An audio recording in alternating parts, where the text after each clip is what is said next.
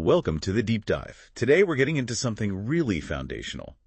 Agrarian society in Mughal India, mainly the 16th and 17th centuries. Yeah, it's fascinating stuff. We're talking about the lives of, maybe 85% of the population back then, Yeah. all living in rural India. That's a huge majority. And it sounds like it wasn't just simple farming, was it?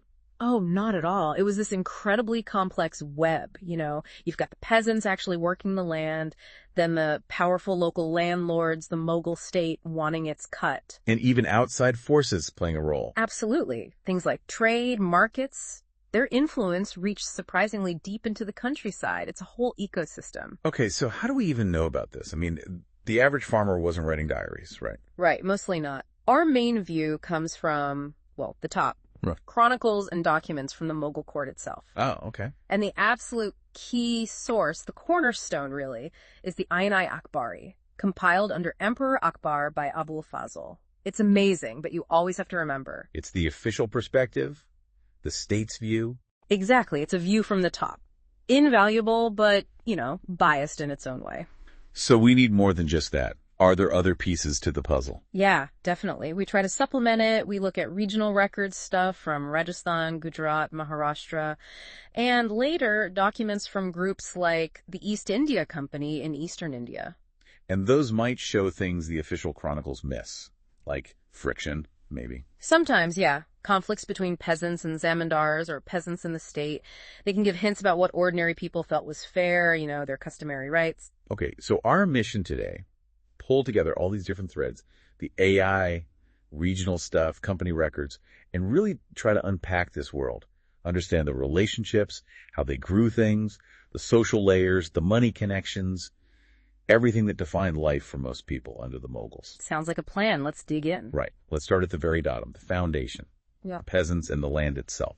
What's the basic unit we're talking about? It really boils down to the village and the peasants, the cultivators within it. They were doing all the essential work season after season. Tilling, planting, harvesting. And even processing things right there. Oh, yeah. Turning sugarcane into raw sugar, pressing oil seeds for oil. It happened locally. Do the sources give us specific names for these cultivators? They do. You see terms like Rayat, Raya, Muzarian, Kisan, sometimes Asami. And interestingly, by the 17th century, the sources start distinguishing between two main types. Okay, what were they? First, you had the Kudkashta. These were the residents, basically. Lived in the village, farmed their own land within that village. Got it. And the second type? They were the Pahikashta, non-resident cultivators. So they'd come in from other villages to work land, usually on some kind of contract. Why would they do that? Better deals elsewhere? Could be. Maybe they found better terms, or maybe the land was just more available, or sometimes it wasn't a choice, it was distress. Famine or debt might force them to leave their home village and seek work elsewhere. Huh. That suggests quite a bit of movement. Peasants weren't just fixed to one spot.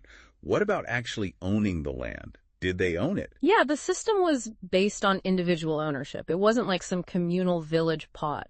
Lands were bought and sold, even mortgaged like other property. But these weren't huge farms we're talking about, were they? Generally not, no. Sources suggest the average peasant holding in North India was pretty small, often less than what you could farm with one pair of bullocks and a couple of plows. Wow, really small scale. Yeah.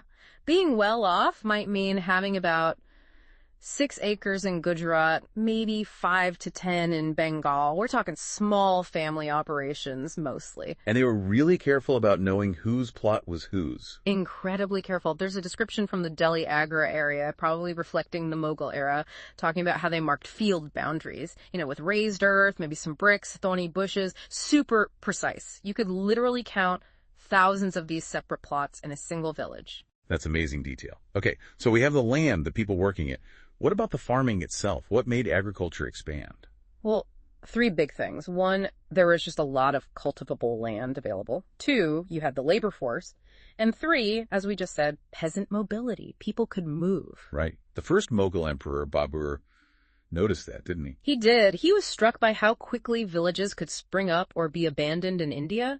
He mentioned how easily people could just settle new land or leave old spots. Land wasn't the main constraint. Labor often was. Okay. And what were they growing? The basics. Staples were rice, wheat, and different kinds of millets. Which one dominated really depended on rainfall. Heavy monsoon areas, rice. drier regions, more wheat and millets. So heavily reliant on the monsoon.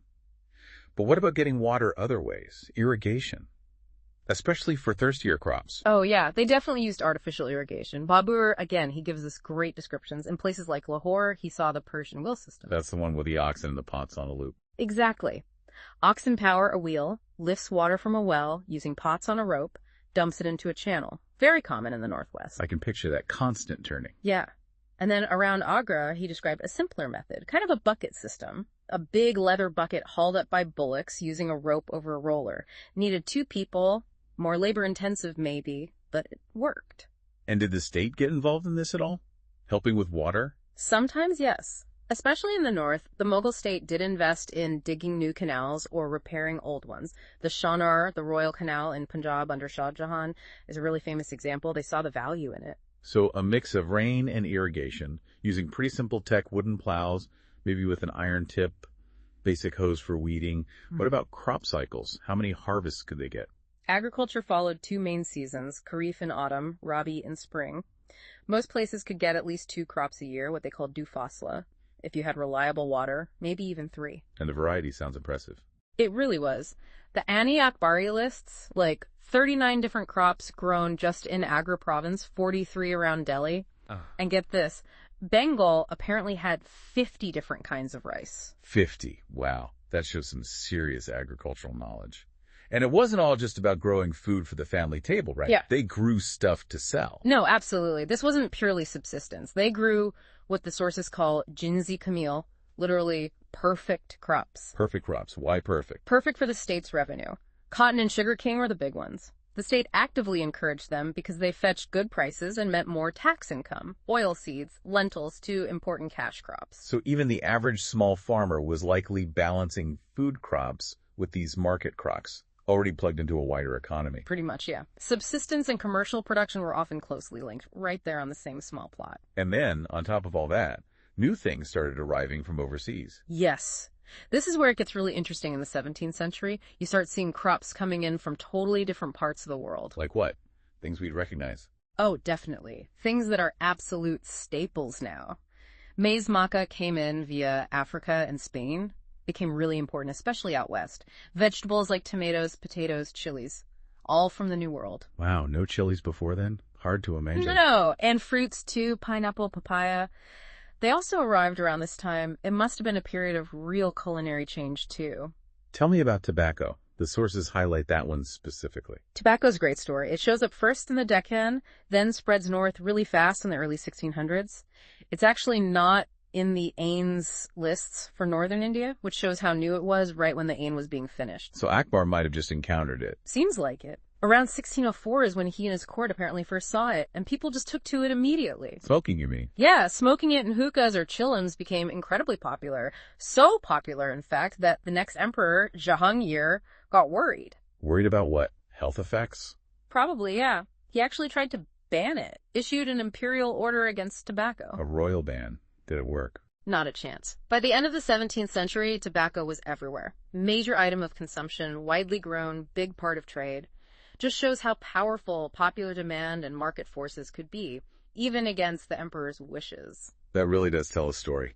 So with all this farming activity, new crops, land expansion, what did it mean for the population overall? Did it grow? It seems so. This adaptable agricultural base supported pretty steady demographic growth, even with famines and epidemics, which definitely happened.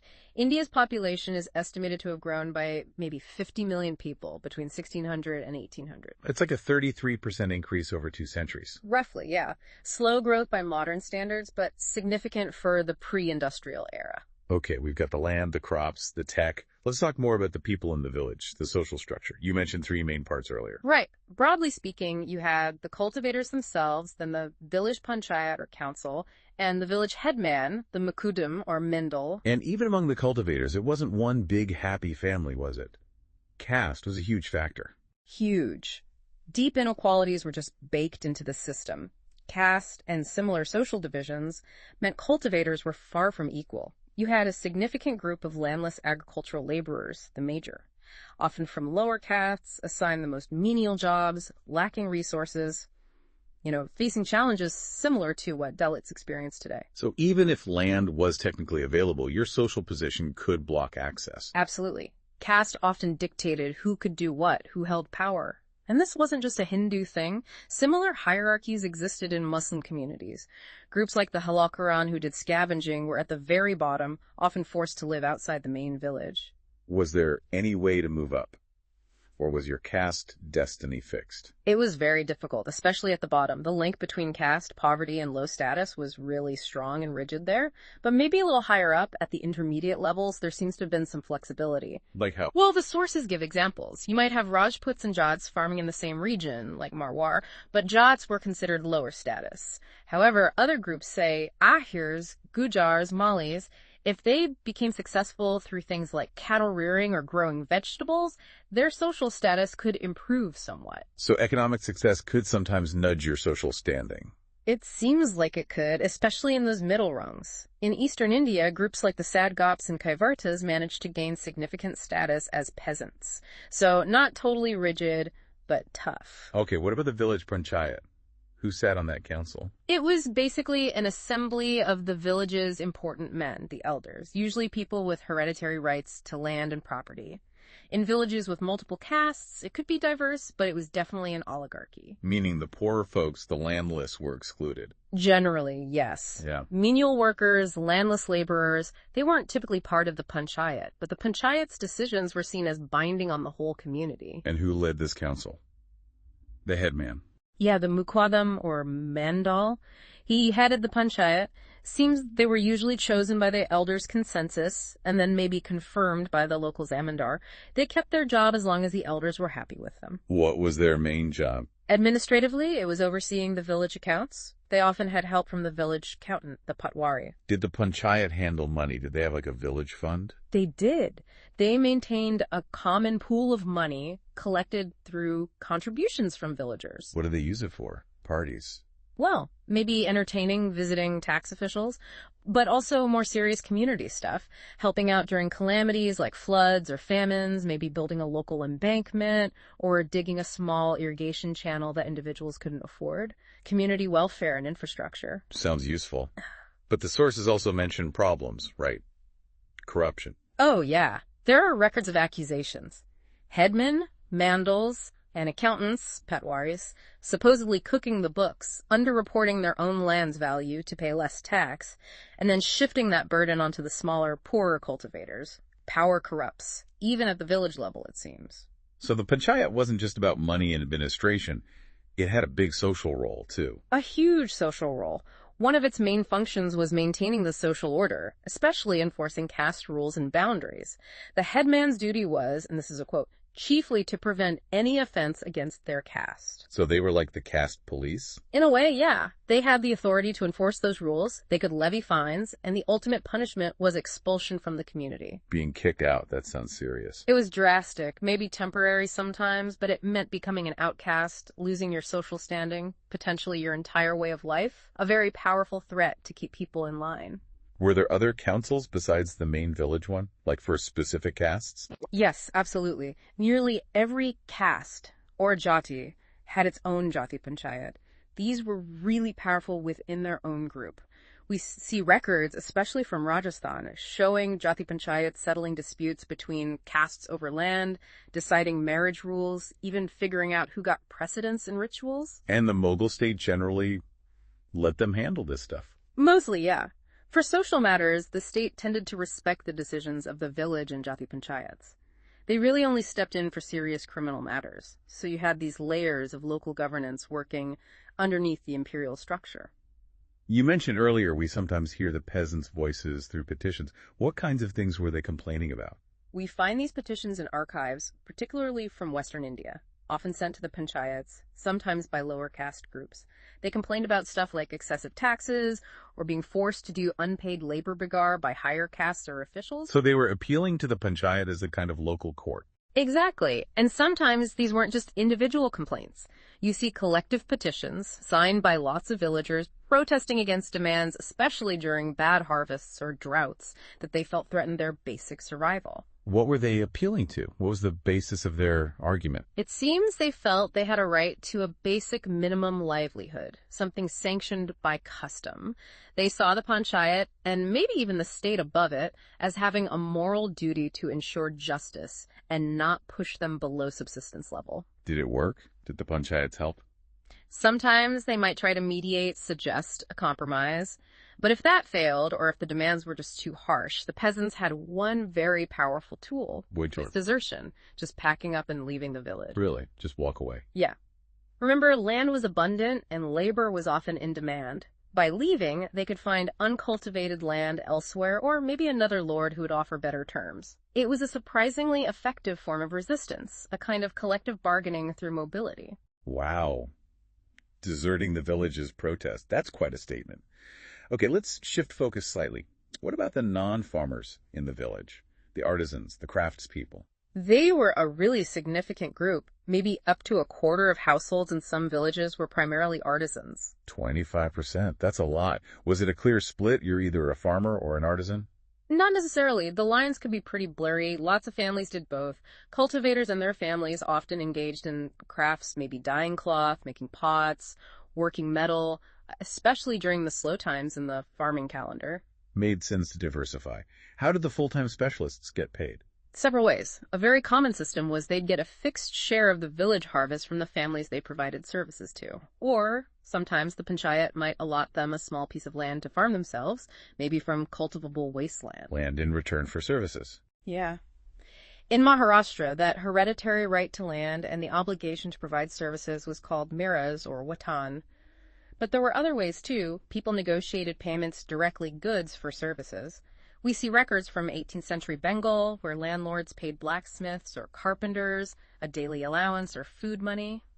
Later scholars called this kind of arrangement the jajmani system, though that term wasn't used back then. And cash. Did they get paid in cash too? Yes, cash payments were definitely known as well. It points to these really intricate exchange networks operating right there at the village level. All this talk about community, local systems. Yeah. It brings up that idea the source mentioned, the little republic idea. Yeah. Where did that come from? That phrase really took hold with some British officials in the 19th century. Looking back at Mughal India, they kind of pictured the village as this self-contained egalitarian unit, fraternal partners sharing everything. But based on everything we've just discussed, that sounds way too simple. Almost romanticized. Hugely romanticized. The sources paint a very different picture. It wasn't egalitarian. You had individual land ownership, deep inequalities based on caste and gender. Decisions were made by a powerful few, an oligarchy, who often exploited the weaker sections and controlled local justice. So definitely not some isolated utopia. And economically, it wasn't isolated either, right? You mentioned cash. Critically, no. Villages were tied into the wider economy through trade and, especially, the state's revenue demands.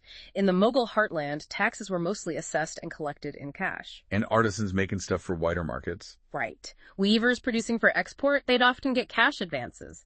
Farmers growing cash crops like cotton or indigo got paid in cash. It wasn't just barter. Wasn't there a traveler who noticed money changers everywhere? Yeah, the French traveler Tavernier. He commented on how common Schroff's money changers were even out in the villages. They were like local bankers facilitating all this cash circulation. Okay, so that little republic idea really doesn't hold up.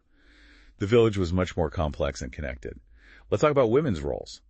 The source says they were crucial in agriculture. Absolutely crucial. It stresses they worked shoulder to shoulder with men in the fields. Men might do the heavy plowing, but women were essential for sowing, weeding, harvesting, processing the grain. So the idea of women being confined to the home just doesn't fit the reality for most rural families. Not really, no. For peasant and artisan households, survival depended on the labor of the entire family. Strict segregation wasn't practical. That said, some biases definitely existed linked to biology, like restrictions in some areas on menstruating women touching the plow or the potter's wheel. So cultural restrictions alongside shared labor. Were women involved in crafts too? Oh, hugely. Think about spinning yarn for textiles, preparing clay for pottery, doing intricate embroidery. Women's labor was vital. And as demand for commercial goods grew, the demand for female labor often increased too. Peasant and artisan women definitely worked outside their own homes, going to employers' houses or selling things at the market.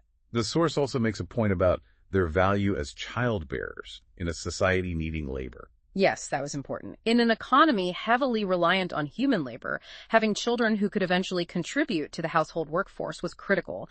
And because mortality rates were high, there was often a shortage of women of marriageable age. And that led to different marriage customs compared to the elites. It seems so. Yeah. Things like bride price, where the groom's family pays the brides, was common in many rural communities rather than dowry. And remarriage for divorced or widowed women was generally accepted, which again was often different from elite norms. So economically vital, some less restrictive customs. Yeah. But were they free agents? What about male control? No, unfortunately, the sources are pretty clear about strong patriarchal control. Even though the household worked as a unit, men held the power within the family and community. There were harsh punishments for women suspected of infidelity. Did women have any recourse if they were treated unfairly? Could they appeal anywhere? Sometimes. We see those petitions again from Western India. Women petitioning the village panchayat about things like a husband being unfaithful or neglecting the family. And the panchayat might actually listen. It seems they might intervene sometimes, perhaps more to ensure the family unit remain productive than purely out of concern for the woman. The state or local elites might also step in occasionally to ensure a family was provided for. But even in these records, women are often invisible as individuals referred to just as mother of X or wife of Y. That anonymity speaks volumes. But you mentioned elite women could own property. Yes, that's a key difference. Among the landed gentry, women could inherit property. We have examples from places like Punjab of women actively buying and selling land they'd inherited. Both Hindu and Muslim women could inherit, own, and even mortgage zamindaris, the rights of a landlord. So women could actually be zamindars, landlords? They could, and some were. The source mentions a famous example. One of the biggest zamindaris in 18th century Bengal was actually headed by a woman. So a real contrast there between the constraints on most women and the potential agency for elite women with property. Fascinating contrast. Okay, we spent a lot of time in the villages and fields.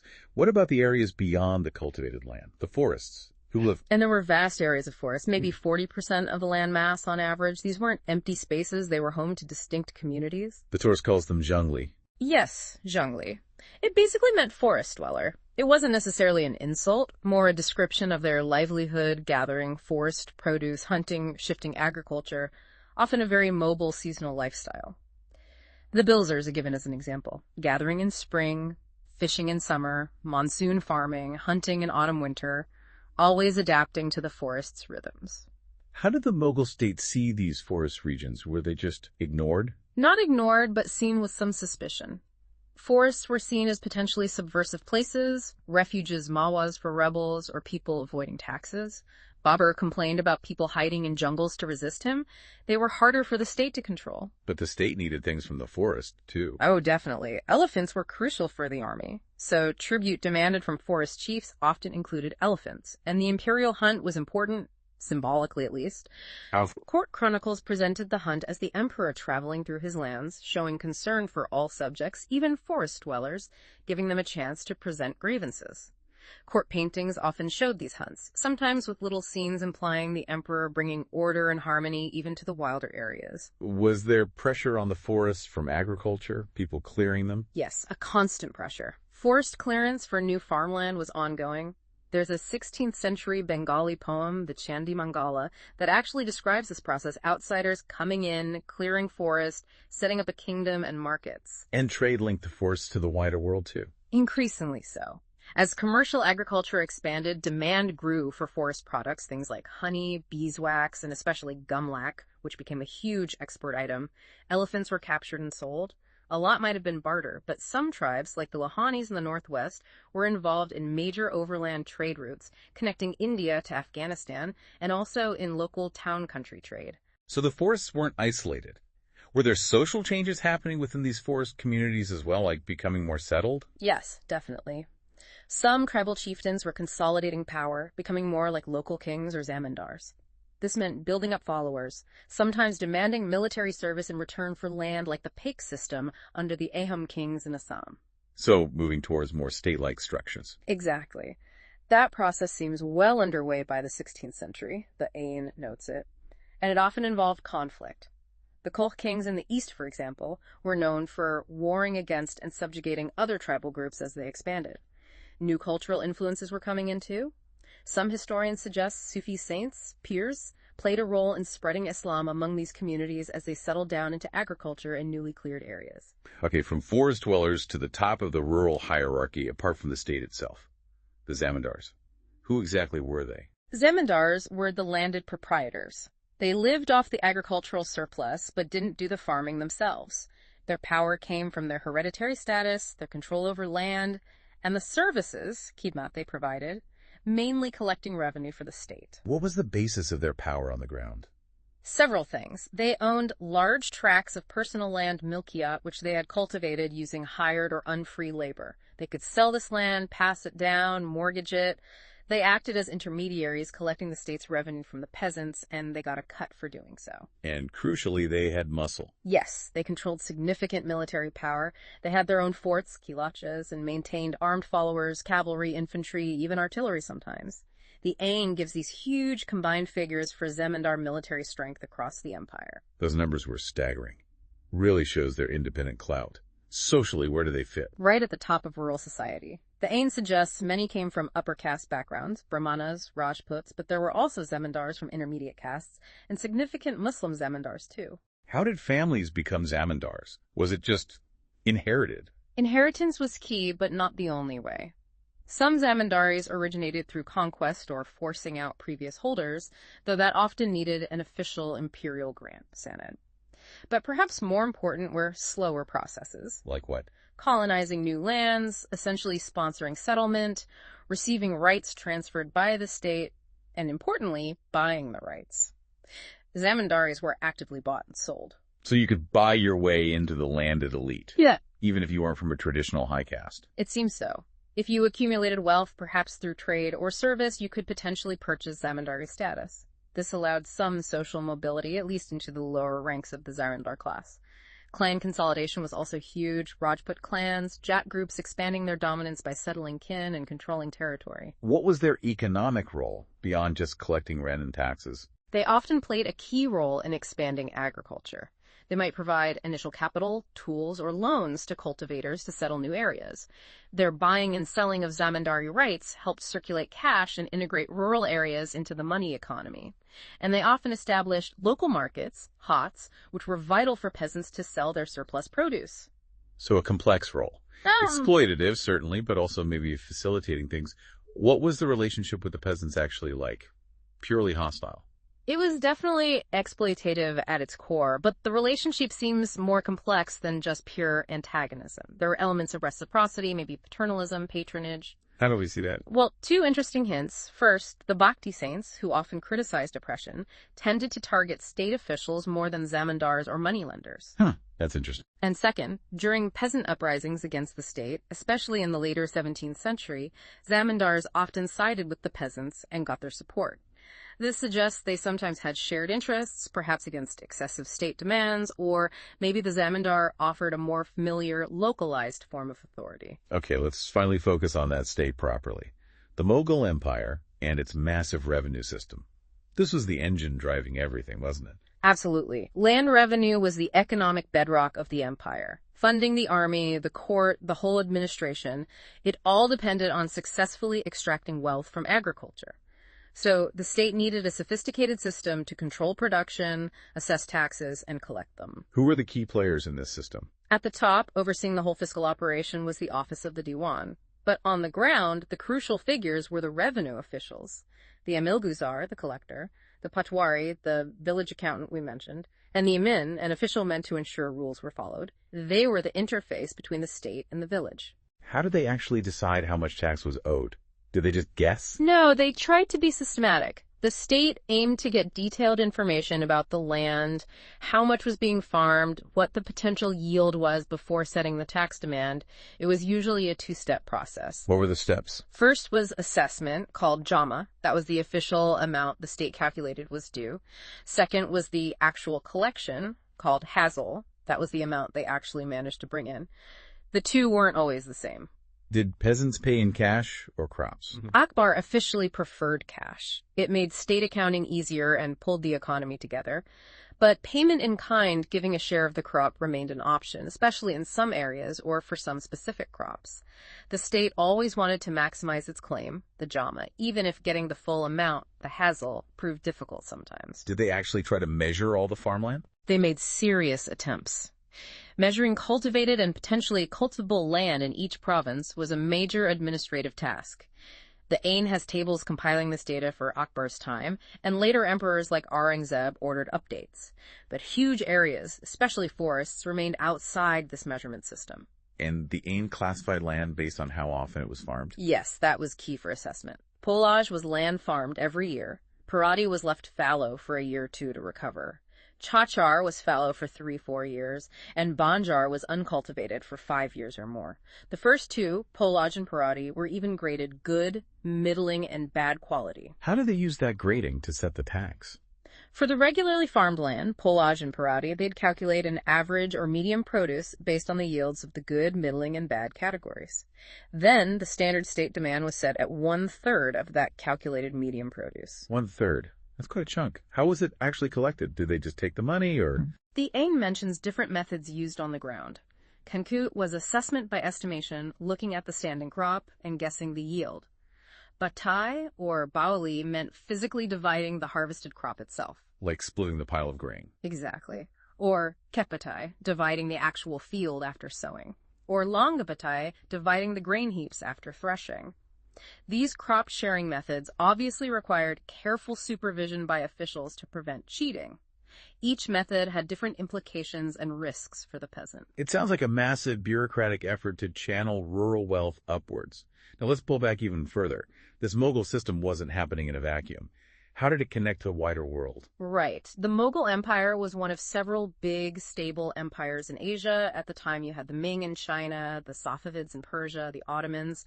This stability helped overland trade flourish. But the really big new factor was the European voyages of discovery connecting the globe. And that massively impacted India's economy. The main way was through trade with Europe, which exploded.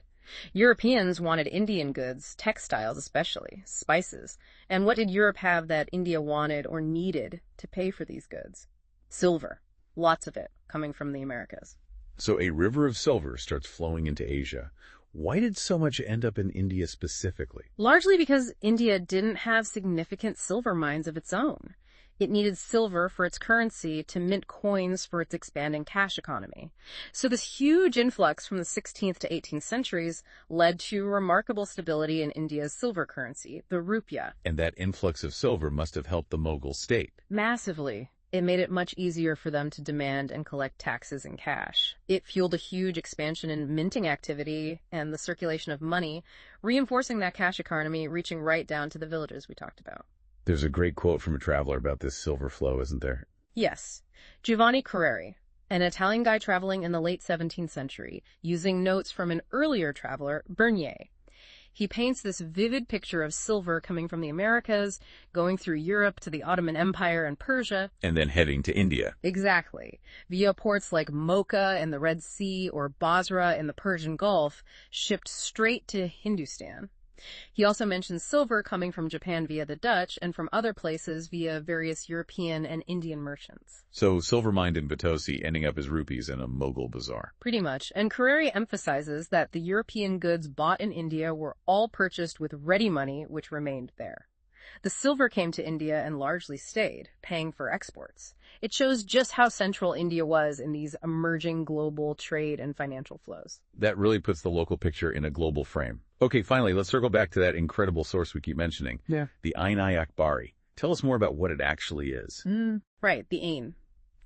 Written by Abu Fazl, who was very close to Emperor Akbar. It was this massive project, ordered by Akbar, took years, went through 5 revisions, finally finished around 1598. It's technically the 3rd volume of a larger history, the Akbarnama. What was its goal? Just history. More than that, it was meant to be a comprehensive guide to the empire, its regulations, administration, economy, geography, people, part administrative manual, part gazetteer. And the level of detail is just amazing. It really is. You get detailed accounts of the imperial court, the army, how the administration worked, sources of revenue, descriptions of all the provinces, subas, even local customs. It's packed with quantitative data, tax rates, land measurements, administrative divisions, sarkars, parganas. It sounds almost modern in its scope.